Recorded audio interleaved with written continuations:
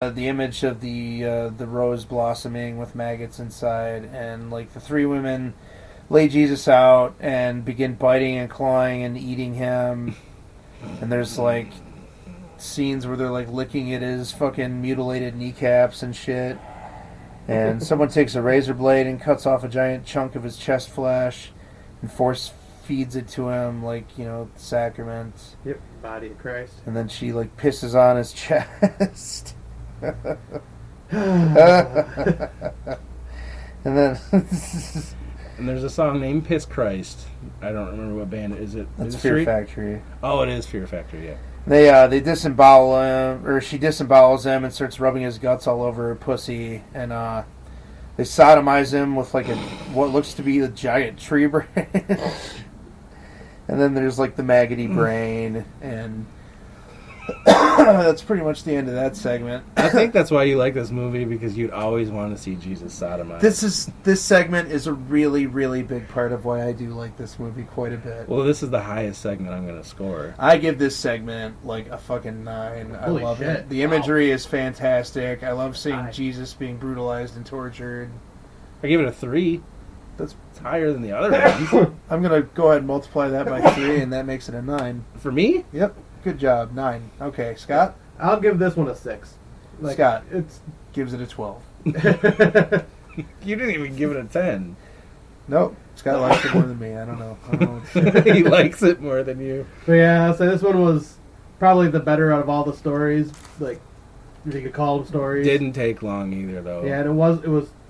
The only part I was really confused about was the in between the jacking off segment and this one. It just kind of like jumped to this one, and it really threw me off. Like, I'm like, is this part of the same story? And then as it went on, I'm like, okay, it's a different segment. It just it didn't seem to flow very well to the point where I understood that it was a different part of a story.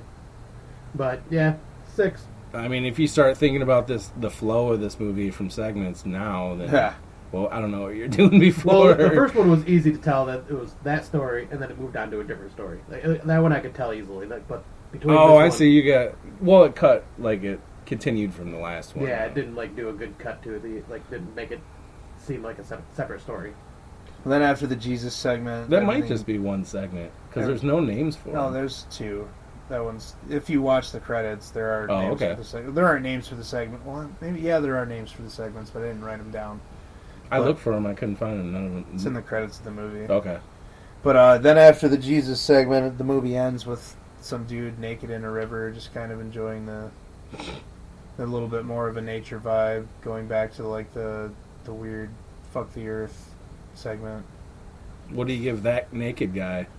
Well, I don't think that's meant to be like a segment. Just score it anyways. Sounds like you want to make love to this movie, so score that. Jesus Christ. Naked guy in the river, what do you give him? I don't have as far as naked guys in the river movies go. I don't really have a score for that. I gave it a 1. Sure, whatever. I don't think that part counts as a segment. I wouldn't even think of scoring that one. But yeah, that's the end of the movie though, right? Yeah, that's the end. So what would you give it all around? I would give it a 7 all around in terms of like gore and artistry. The score is fantastic. I love the music. The music's really good. It was scored by a guy named Teruhiko Suzuki. The score is really good. While Ken looks up his little bit of tidbit, I'll go with my score. I just got a director's quote. I think it's, the gore is fantastic, and it's it has a lot to say about human sexuality and perversity and religion and nature and man's relationship with all of those things. I thought it was very, very artistic throughout most of it. A lot of symbolism. The lighting actually looked good. Very well shot. There's some like dark, gringy, fucking gross moments, like for lighting. Yeah, I liked some of that. And then, you're a minimalist. The whole movie is dark and gritty and disgusting, so Yeah, that kind of just fits the whole thing. And then I thought the gore effects were fantastic. And then I also really enjoyed that there was little to no dialogue after that first story. Like, you don't see too many movies like that, where it just lets the our house movies. There's quite a few where it's just like no imagery. dialogue at all. Yeah. Yeah. But I like just letting the surrealism imagery in tell our you. house. I mean, But- a lot of this movie kind of is just like a I don't know, a motion picture painting in a way. In a lot of ways. I don't know. But yeah, Not that it's like beautiful like a painting, but Like that cat in the window right now. sure, Posing. like bucket in the window. He's posing. You fucking bucket, you slut. I cat. taught her how to Vogue yesterday. She hasn't stopped. yeah. All in all, like those are my likes. The dislikes I've already pretty much went through with each story. I would say I'd give this a 3.5. So let's go with 3.5. All right. Like I asked earlier, though, art imitating art is that art. It's someone's art, but it's not everyone's art if it's an imitation. It's that artist imitating art, and that's the El Topo and what's the other movie? The Holy Mountain. The Holy Mountain. Obviously, this guy he liked those movies. But yeah, I think he's just a fan of surrealism in general. Yeah. Van Gogh and like Buñuel and fucking Dali and all, anything related to strange imagery and thinking outside the normal box of reality. Yeah. Here's a quote that I have from the director, From Kareem Hussein himself. Kareem Hussein, and he was asked, "Did you think your audience would understand what you were putting out?" And he said, "I am an art house guy. I don't give a fuck. I want my paycheck. Art house, fart house. I don't give a shit. Did you see this movie? This sucked big dicks and balls." Randy, I cannot believe he liked it. 'Cause I wrote him in that. I wrote that thing. And he's like, "Oh, I can't believe I'm it." starting to think that maybe this whole thing is just something that you wrote. No, he's like, anyone who likes this has farty pants and a stupid face. So, and I really thought that there was like a director quote on the It is! board. I mean, it's right on my screen. Well, I made it up, but he really should say that. Like, there is no artistic merit, in my opinion. See? All right, let's go to a fucking museum and I'll show you art, and then you can say that. Yeah, my art that I'd pick in a museum would be way better than what you'd pick, obviously, just by considering this movie art.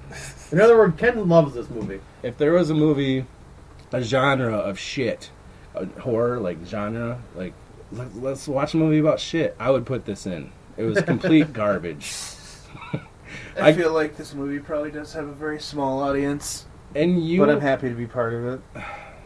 But are you a part of it because you want to go against the grain a little bit? You're like hipsterish? No, this movie just, I mean, I don't even remember like what turned me on to it eventually. I think maybe I was just like at a point where I was looking for the craziest, most fucked up shit that had been yes. filmed or whatever, and that's how I came across it, and it appeals to me from start to stop. I'm a fucking perv, I'm a weirdo, I hate religion. So how would I not like this movie? It's a bloodbath. It's gory as shit. I'm not to the extent in a lot of those categories, but if you're gauging it on someone would be into that type of stuff, they would like this movie though. That's what you would think. I don't have a whole lot of... I go the exact opposite way. Not a whole lot of my cinephile friends even know about this movie, let alone like it. But, I'm honestly, genuinely shocked that you dislike it as much as you do.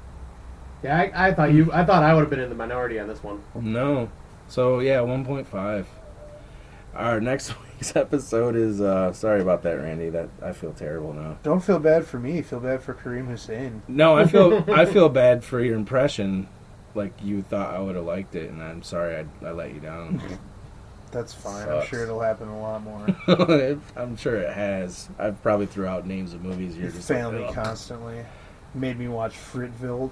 Yeah, that's right. Told me that was good. You told me Toolbox Murders were good. I saw Fritville in 2006 before I was an evolved horror fan. So I did hear Fritville Part 2 is actually really good. Okay. So, next week episode, I think we want to go 2 weeks of Halloween. Yeah, we're going to try to find, 2 weeks worth of Halloween movies to do. We might end up having to do some bigger ones just because there isn't a lot of them that aren't well known. It's very scarce, I guess, based on Halloween that aren't mainstream. That aren't very, very well known. So I picked Night of the Demons, which is the biggest mainstream movie that's picked this week. Everyone's seen that. Yeah. But it's But if still you a haven't fantastic seen movie. Del S. Tenney's Fantastic Night of the Demons, then you're a piece of shit and you need to watch it right now. Yeah, one of the best 80s Halloween-themed movies out there. I'd give you an angry emoticon if you've never seen this movie. Big Like, time frowning really face. fast. I'm picking the quintessential 80s heavy metal horror film, Trick or Treat. With Mark something, Skippy from Family Ties. And Gene Simmons and fucking like a little Ozzy cameo. Came out before Black Roses, same premise. Sammy Kerr lives.